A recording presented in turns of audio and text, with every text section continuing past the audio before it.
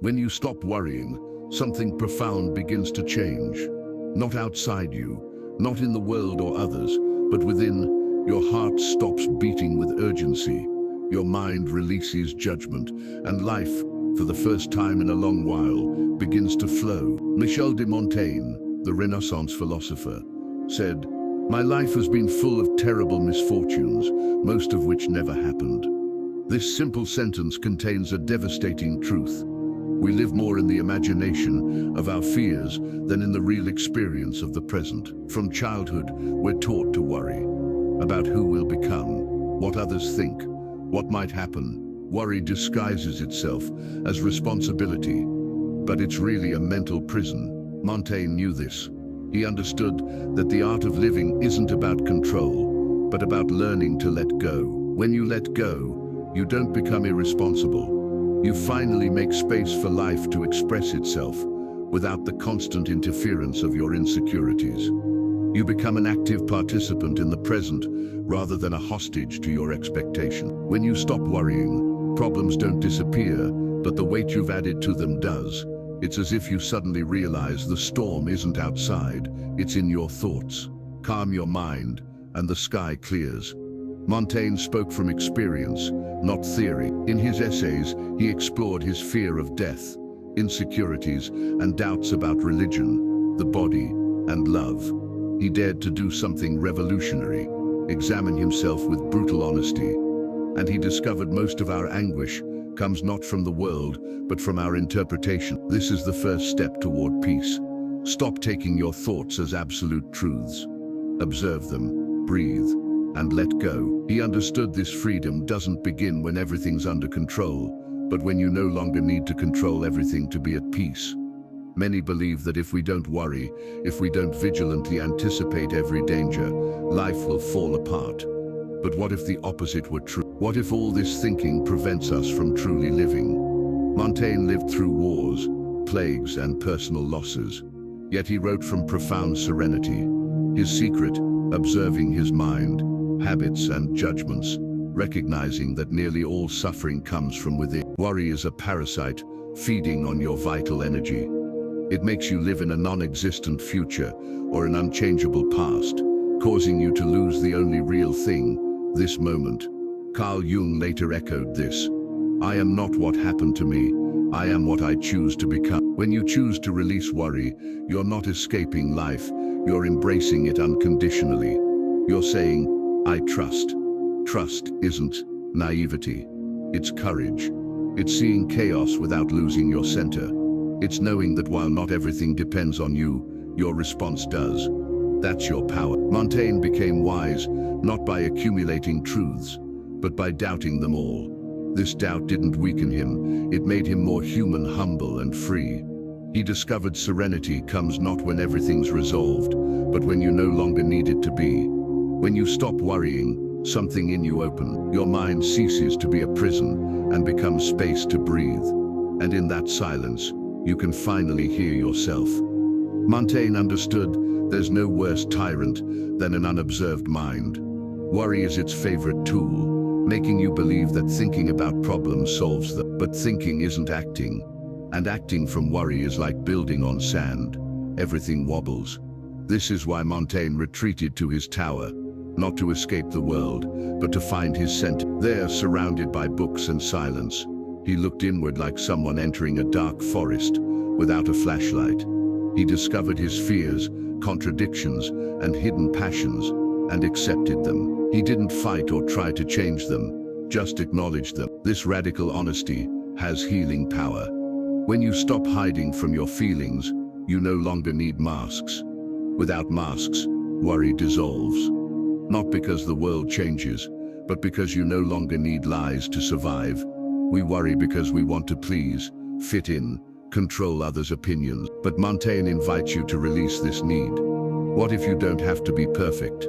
What if you don't need to be right? What if it's enough to be present and sincere? This is the wisdom Jung also championed. Integrating yourself, stopping the fight with your shadow, accepting your human, limited yet immense. From this place, you can walk simply, without fear, without masks. When you stop worrying, you reclaim your energy. Your intuition sharpens. You start seeing signs where you once saw threat, because when the mind stops interfering, the soul begins speaking. And when the soul speaks, life listens. As if by releasing control, you let life do its work. Montaigne intuited this long before modern psychology explained it. When tense, our bodies stiffen, minds fragment, and decisions become impulsive reactions. But when present and anxiety-free, everything becomes clearer, lighter, more possible. This isn't resignation. It's not about sitting back and waiting for solutions. It's acting from a different place, not from fear, but calm, not urgency, but wisdom. Montaigne knew worry doesn't solve, it exhausts. His powerful lesson, my art is living, not surviving, not excelling, not impressing, living, with all it entails, pain, joy, uncertainty and beauty. Jung understood this too. For him, the human soul needed direction, not repression, and this direction comes from within, from the silent center that appears only when worry quiets. When you stop worrying, you start trusting this center. You no longer need to know how everything will turn out. Being connected to yourself, your intuition, and the deep knowing that you can handle whatever comes is enough. Then magic happens. Things start working better, not because the world changes, but because your way of being in it does. You stop fighting the current and learn to float. And in that floating, you discover life wasn't against you, it was just waiting for you. We often mistake worry for love. We think if we don't obsess over our children, partners or goals, we don't care. But this isn't love, it's fear disguised. True love doesn't need anguish. True love knows how to trust.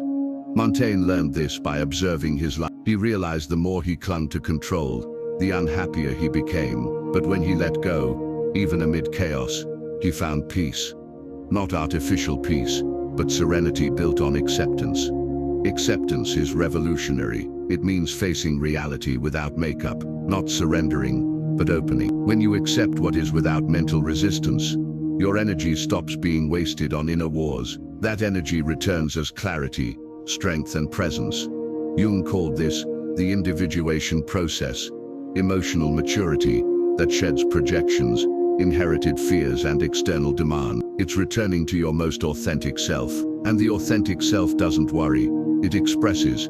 Stopping worry isn't becoming passive, it's becoming conscious.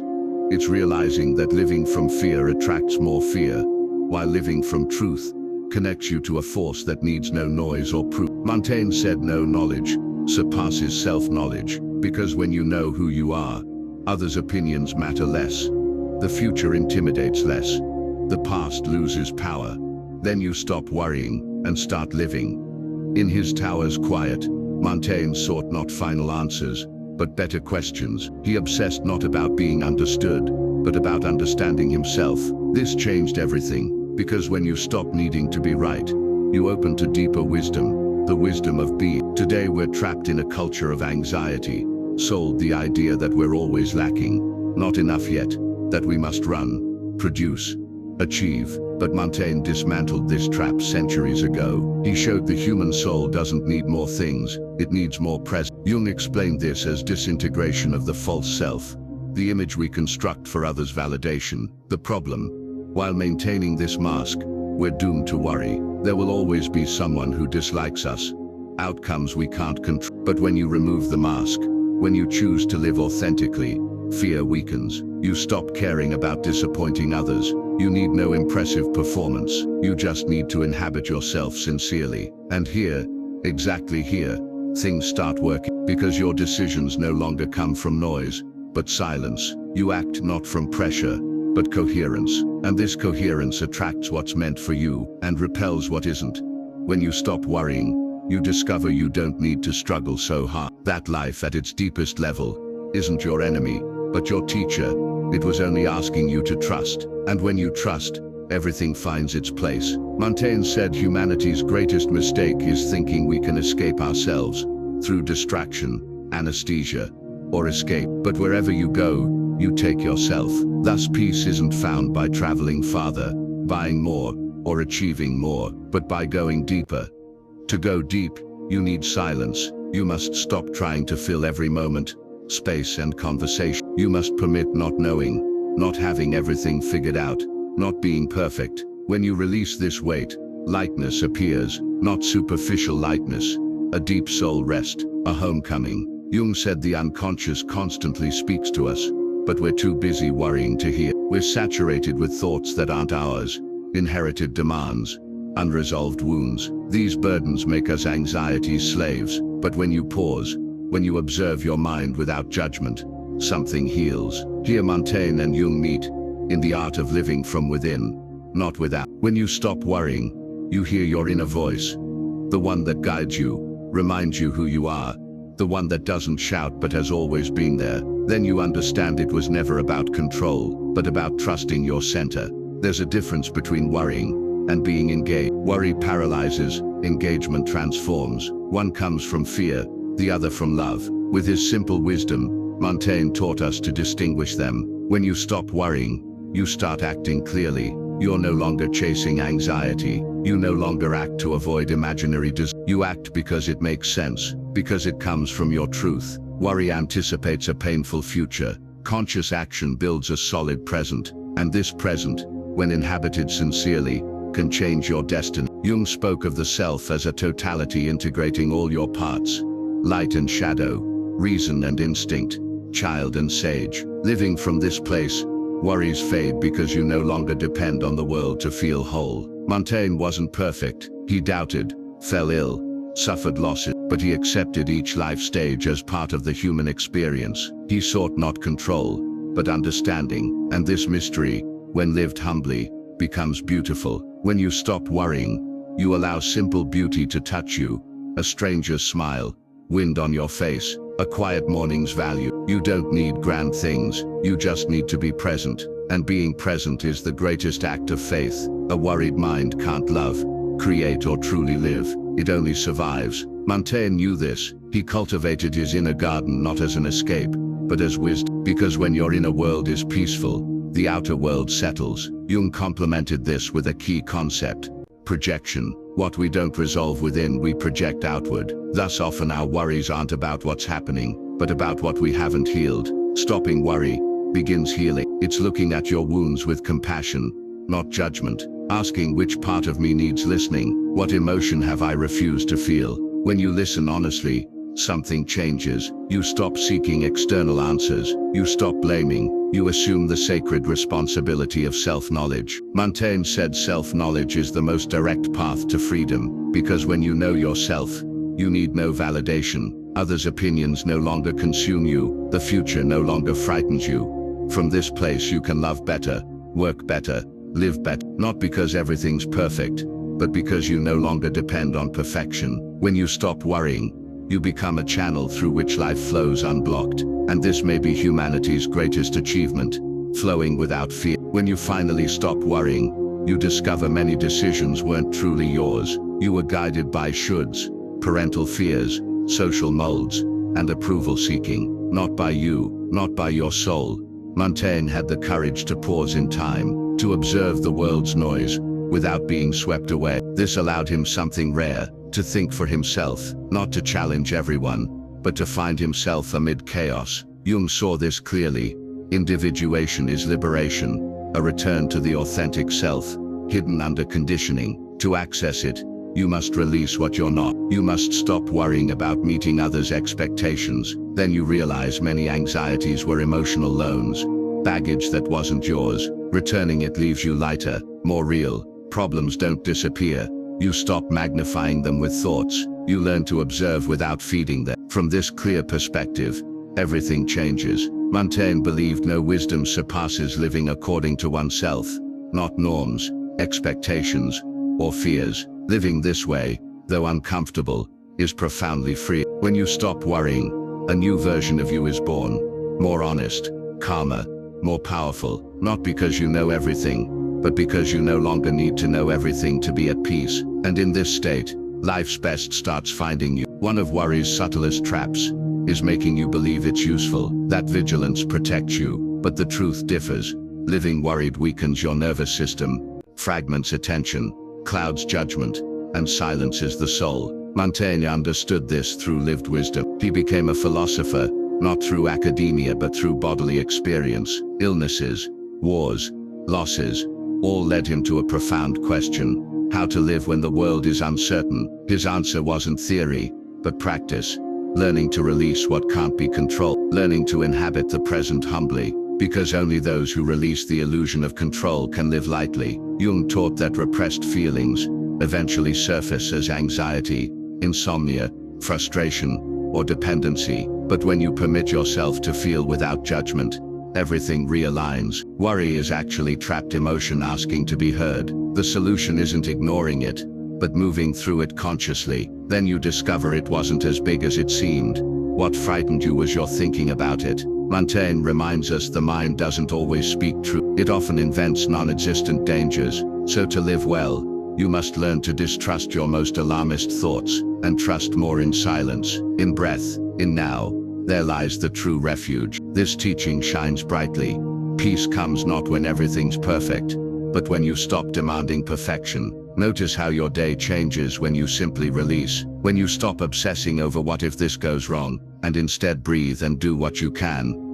Suddenly, your body relaxes, your mind clears. What seemed problematic no longer weighs the same. Montaigne knew worry isn't just useless, it's toxic. It doesn't change what will happen, it just prevents you from enjoying what is happening. This is tragic, because many of us lose years worrying about things that never occur. Jung said unhealed suffering is inherited. If we don't resolve inner tensions, we pass them to loved ones. Thus, stopping worry isn't selfish, it's a gift to those around you. When you become still, you inspire calm. When you trust, others open to trust. Your serenity spreads. You become a refuge for others, not through perfection, but authenticity. Because people don't need more perfect heroes, they need more peaceful humans. We often mistake busyness for aliveness. We fill days with tasks, goals, stimuli, calling this life. But Montaigne questioned everything. He wondered if living wasn't rather about having space to think, feel,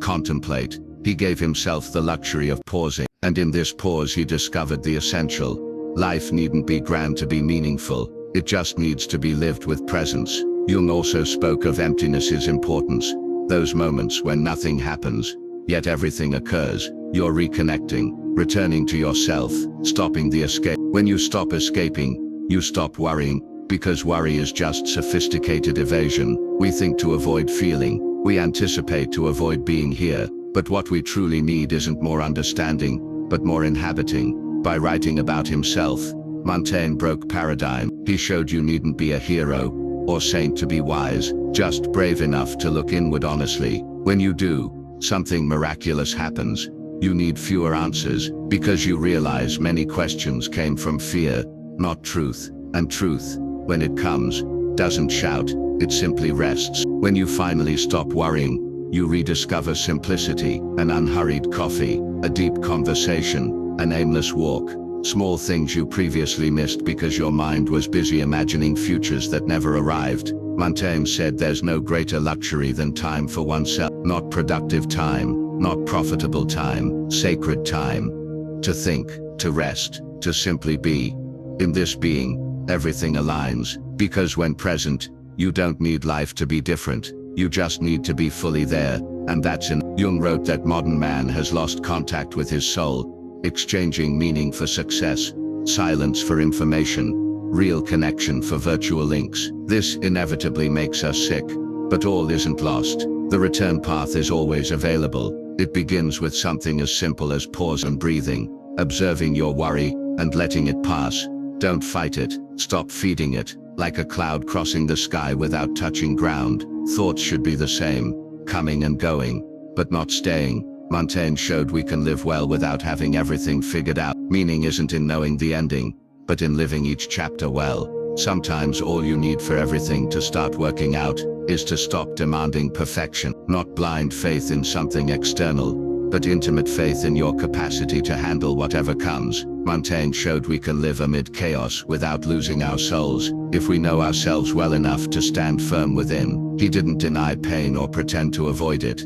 He faced it squarely and in doing so, disarmed it. Because what hurts most often isn't the fact, but our mental resistance to it. Worry is just this resistance multiplied. Jung would say that worrying disconnects you from the inner sage archetype. That part of you knowing everything is transient, that all has meaning even when unseen. Reconnecting makes urgency disappear. Anxiety transforms into clarity. This isn't resignation, it's and trust means understanding life isn't obliged to please you, but is committed to your growth, even when it hurts, even when you don't yet understand. Montaigne said a mind trained in reflection doesn't fear misfortune, knowing even this can nourish the soul. It's true, our hardest moments are often most revealing. They force us inward, they push us to awaken.